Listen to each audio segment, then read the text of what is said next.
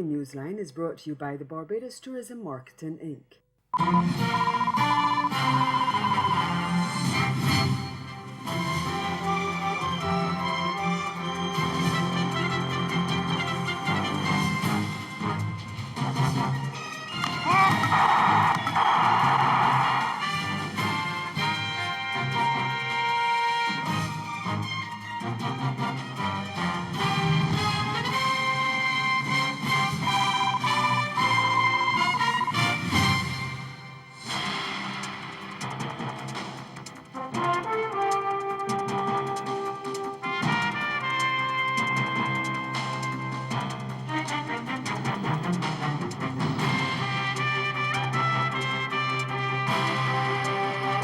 Allegations of voter intimidation in the first on-time local government elections in Guyana in half a century.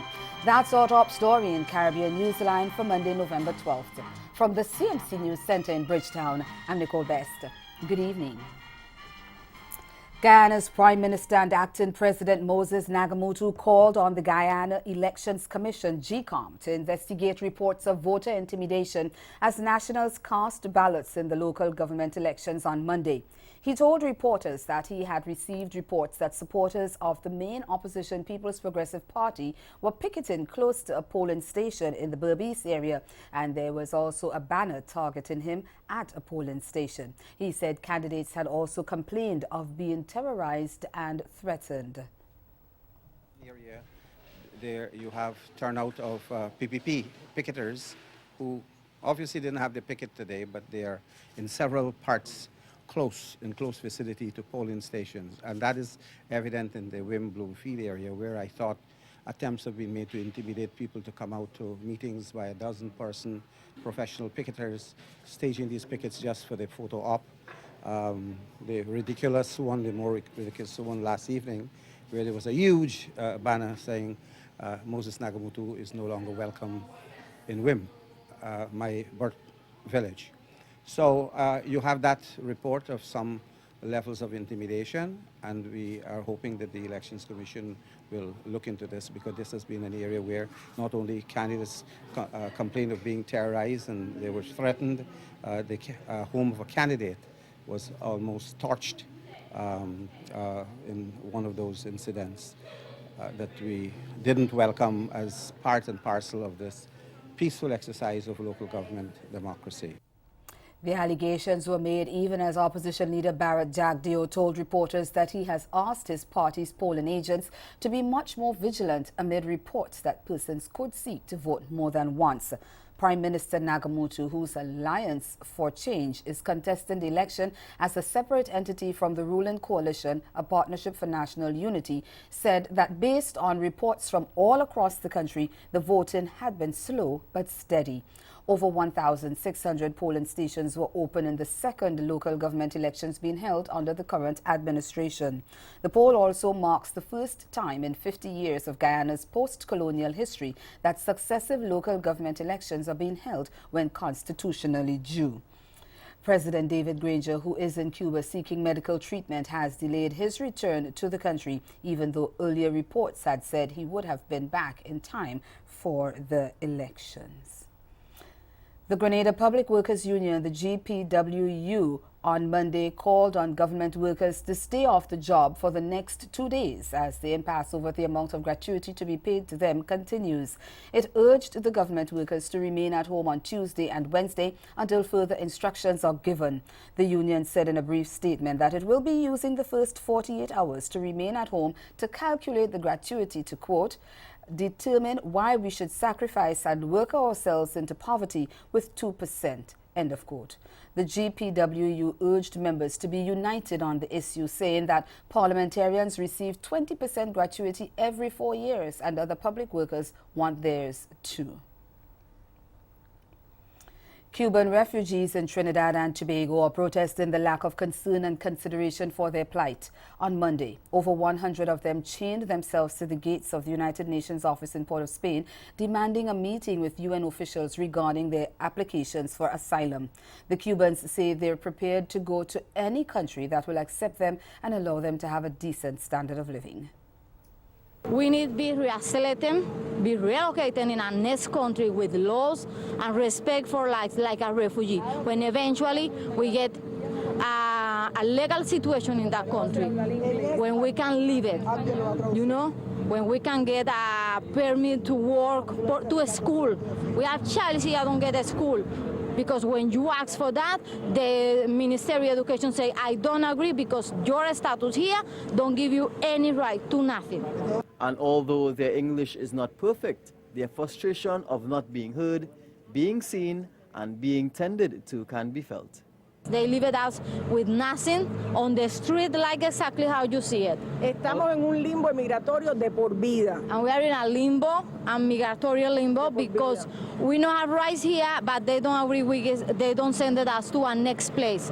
And we don't hear nothing, and we don't can go to next place when eventually we can get. They are saying that even if there are no facilities for them here in Trinidad, having them sent somewhere else to be taken care of with hot meals, warm beds, and the ability to earn a living would be greatly appreciated. We don't have any help from them. They supposed to help us with the money or something because we don't can work. We don't have any help here. And the only help we get it is from there with the vinculated with Living Water community, but they out all the help, they out all the monetary, all the everything. No food, no nothing from them, and we are here because we don't have where to stay. They are also saying that it's been 5 years or more they've been suffering and are seeking the attention of the UN ambassador and or the attention of Minister of Foreign Affairs, Mr. Dennis Moses, for some help. Among them are elderly women and men and young girls. They say they use whatever public facilities they can find in order to keep themselves clean, braving the dangers of being in a foreign land and a language barrier, because they can't stay in their own. We are here because we are opposite the government in Cuba, and that is something I need to be clear. We are opposite the government. We don't have opposition in our country because if you don't agree with that government, they rush you, they put you in a jail every day, every month. Some people here, they say, I know, and when they live in Cuba, they sleep 1 day on the jail and 1 day in the house, and sometimes it's months. And the government, when you don't agree with them, they invent it, they make it. You are do something. They make a process for you. And that report was from Nicholas Lachman Singh of TV6 News. Still in Trinidad and Tobago, investigations are underway into the circumstances surrounding the deaths of 2 police officers in what lawmen described as a suspected murder-suicide on Sunday. Dead are woman police officer Raquel Kipps and police constable Michael Yoxi. That's Akash Samaru of CNC3 News reports. Police officers Kevin Yuxi and Raquel Kipps were planning to get married in the coming weeks. They live together with Yuxi's family at Spring Valley Road in Mount Dore and have a 2-year-old daughter, PC Yuxi's second child, but first with WPC Kipps. But CNC3 News understands that things went sour a few weeks ago and Kipps left with the 2-year-old. This morning, Kipps brought the child to see her father, but an argument ensued. We understand that the 2-year-old was in the care of a relative at the home during the argument. His other daughter, a 17-year-old, tried to intervene, but she was pushed out of the room. It was then that the usual Sunday morning quiet along this street was pierced by 3 loud explosions, followed by screams. It is believed Kipps was shot twice before Yuxi turned the gun on himself. Kipps died at the scene, while Yuxi died at hospital a couple hours later. With just over 2 weeks left in the 2018 Atlantic hurricane season, Caribbean countries are keeping a close eye on a vigorous tropical wave east of the Leeward Islands that has the potential to develop into a storm. The disturbance is forecast to pass westward to west-northwestward near the Leeward Islands, Puerto Rico, Hispaniola and the southeastern Bahamas during the next 5 days. There's a 90% chance of it developing over the next 5 days, and if it becomes a storm, its name would be Patty. Meantime, the region continues to experience earthquakes. 3 tremors with magnitudes between 3.9 and 6.9 were felt in several islands over the weekend, but there were no reports of damage or injuries. And still to come in Caribbean Newsline, Fly Jamaica could face a lawsuit following the crash landing of one of its planes in Guyana. Stay with us. There's more news after this break.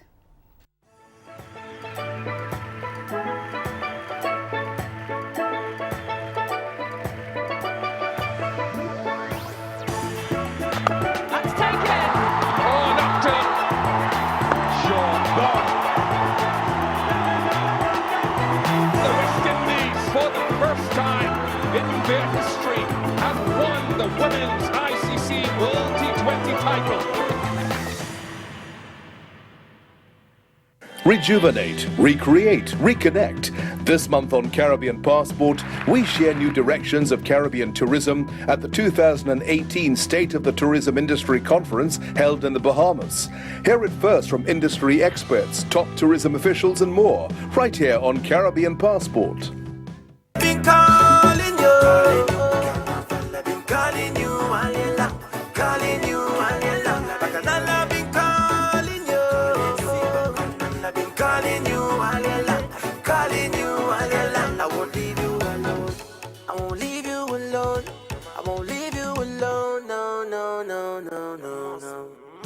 Don't you reach me free complete? Can't have a in my task and sleep. Me couldn't wait to jump in the street. 365 every dog in the heat.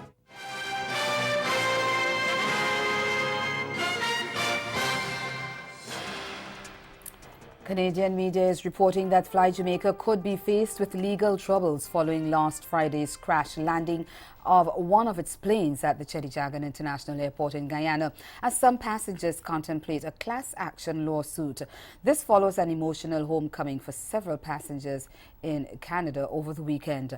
Fly Jamaica has said it's too early to comment on the cause of the accident. It said its immediate focus is on the safe repatriation and welfare of all the passengers. Initial reports indicate that the plane, which was on its way to Toronto, had to return to Chedijagan because of hydraulic problems.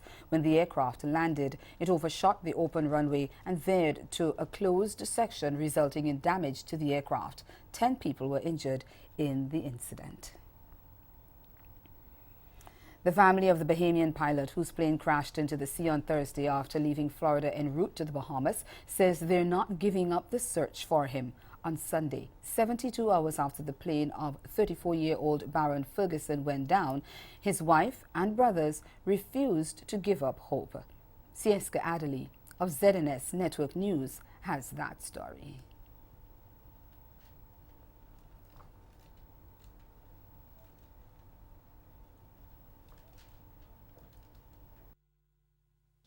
Brothers Bjorn, Ann Vaughn, and Ashton Ferguson are simply heartbroken tonight as their brother Byron is still missing. The close-knit family made a heart-wrenching plea Sunday near what is believed to be the crash site Sunday, questioning search and rescue efforts to date. Byron's younger brother Ashton indicated that their brother sent out a distress call that fateful Thursday night on his flight from West Palm Beach to Nassau. Moments before the Piper Aztec went down, Byron was reportedly near the Lyndon Pinling International Airport. The plane sank quickly. I think the Defense Force also responded. They indicated that they located the plane by 10:27. I don't know, the plane must have been sunken, completely submerged by the time. No divers went into the water. The search was called off. But that search resumed early Friday morning by members of the Royal Bahamas Defense Force. And with no signs of Byron or the aircraft in sight, the Fergusons initiated their own efforts. We had jet skis out the next morning. We've been out in the boat. We scoured the key off Life Key by boat. We walked it. We come from a community with a lot of boaters and divers, so we rallied around our community. Byron's known, his circle of friends, all the pilot from Florida. They just landed to come over here and join us. Florida came. Like I tell you, Byron going back out today. He has good contacts, and we reach out to them. They brought their private assets, their resources, and that's what we were doing. Now, prior to the crash, Byron worked for a North African freight company based in South Africa and was set to return to Johannesburg with his parents to celebrate his father's birthday.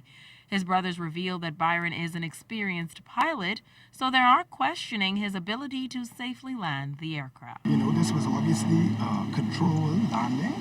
He knew he could not. He was losing altitude. He knew he couldn't make it there. And he asked his friend to track the plane. He told his friend to track him. He was going to ditch this plane here. Byron was flying from 14 years old. You fly in the Middle East, in the desert? You fly in Africa. Byron is a pilot. So I'm confident in his ability, and we're just praying, we don't want to lose a boat. And it is that hope that his wife Anya continues to hold on to. I'm not giving up on my husband, and I don't expect anyone out here to give up on him. he's going to be returned home to us alive. And that's my final everything. He's going to be here. This week in Newsline Health, concern that hunger and obesity are on the rise in the Caribbean.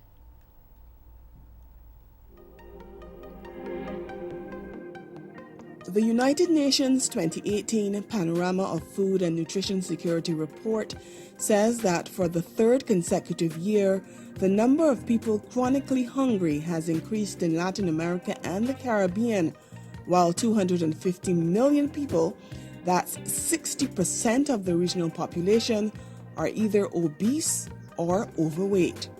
Speaking at the launch of the report in Santiago, Chile last week, the UN Food and Agriculture Organization's regional representative, Julio Berdigue, said it was an appalling threat to health overall, affecting women and indigenous groups the most.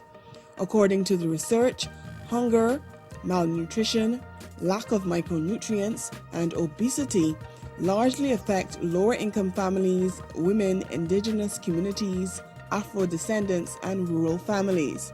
And the principal cause of malnutrition among the most vulnerable can be traced back to changes the food systems have experienced in the region, from production to consumption. With a greater strain on the demand for nutrient-rich food like milk and meats, the report says many resort to less costly options, which are often higher in fat, sugar, and salt. Hence, Berdigue says, obesity is growing uncontrollably. The report says that obesity has become the greatest threat to Latin America and the Caribbean when it comes to nutritional health conditions. Nearly 1 in 4 adults is obese, and more than 7% of children below the age of 5 are overweight. That's higher than the global average of 5.6%. To address the exacerbation of hunger and obesity, PAHO Director Dr. Carissa Etienne says a multi-sectoral approach is needed, adding that the solution requires addressing social factors just as well as water quality and access to health services. Dawn Paris for Newsline Health. And ahead in Newsline Sport, West Indies lose to India in the last ball of the third and final T20 International. Stay with us. Sport is next. This hurricane tip comes to you, compliments the Caribbean Disaster Emergency Management Agency and the Caribbean Media Corporation. Be prepared. During a storm or hurricane warning, shut off gas to avoid leaks and explosions.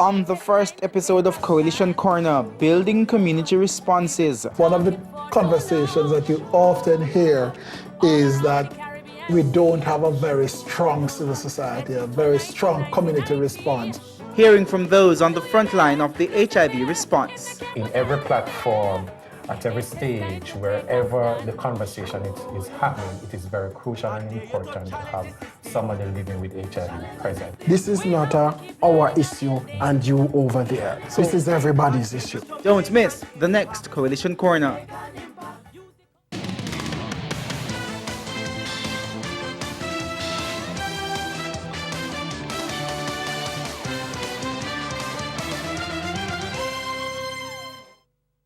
The West Indies produced their best performance of the T20 International Series against India, but still went down by 6 wickets, losing on the last ball of the innings in the third and final match on Sunday. The West Indies would have been satisfied with the eventual total of 181 for 3, their best batting display of the series. New openers Shea Hope and Shimron Hetmeyer gave them a good start during a 51-run opening stand in 7 overs.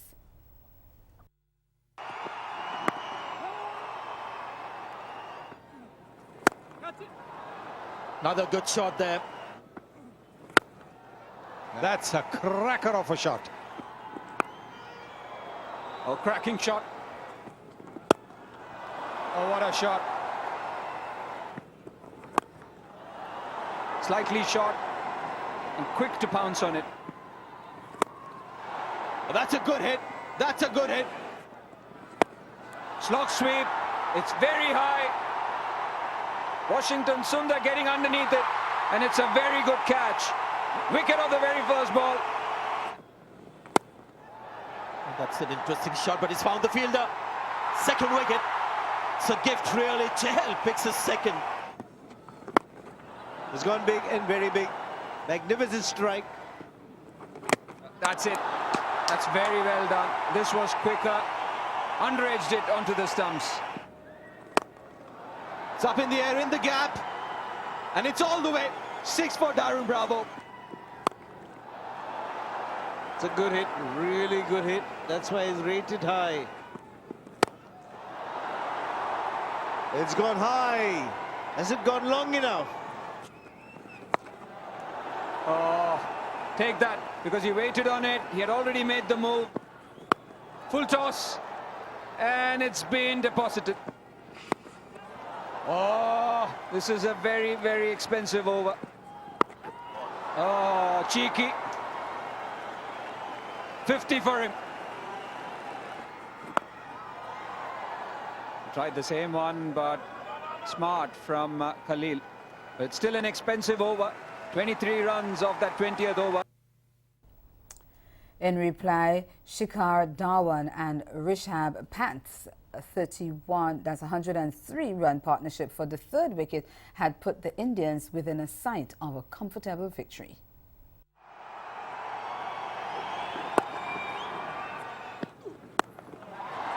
Take another 4. Oh, he's found the fielder. Big wicket this. It's 13 for 1. Another 4. That's a good-looking shot again. Edged and taken. Another full toss. He's got the gap this time around, Shikhar. Slapped and slapped hard. Back a punch. That's big. Really big. Majestic. Just clear the fielder. 50 after 8 innings. Oh, he's gone straight again. Rishabh Pant, one bounce into the side screen. The finish was eventually with one hand. This one's good. This one has just gone over the boundary road.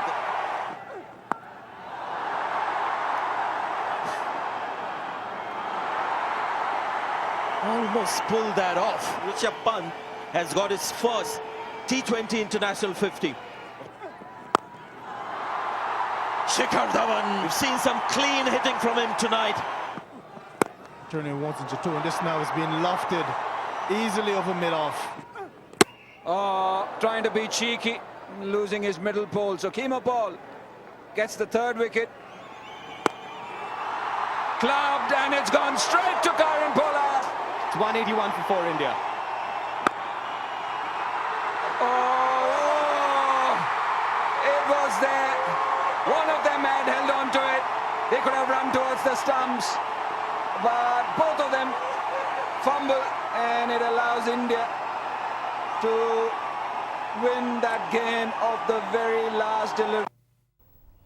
And over to the women's game now, where veteran all-rounder Deandra Dottin single-handedly destroyed Bangladesh with the third best figures in women's T20 internationals as West Indies opened their defense of the T20 World Cup with a rousing 60-run victory last Friday night. Defending a paltry 107, West Indies routed the Asian side for 46, a record low in the tournament's history, with Dottin producing magical career-best figures of 5 for 5 from 22 deliveries to claim the Player of the Match honours.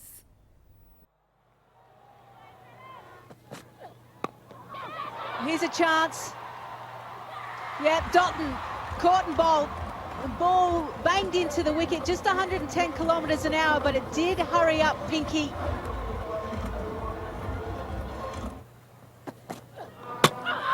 Bowl. Deandra Dottin should have brought her on earlier. She's picked up 2 wickets in this over. Chops on. The feet have gone nowhere, but the ball has found the woodwork. And Deandra Dottin takes her third. She's wrecking this Bangladesh batting. Knocks her over. What a great delivery that is.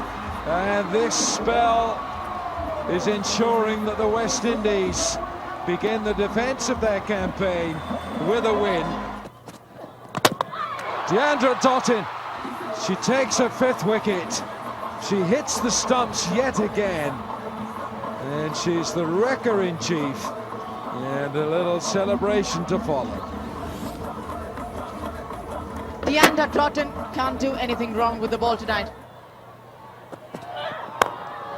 Going for the Yorker. Oh, problem. There's no one there. There is now. And there's no one left for Bangladesh to bat. West Indies have completely trounced Bangladesh here in Georgetown, Guyana. And that's the sport. Stay with us. We'll be right back. Caribbean Newsline is brought to you by the Barbados Tourism Marketing, Inc.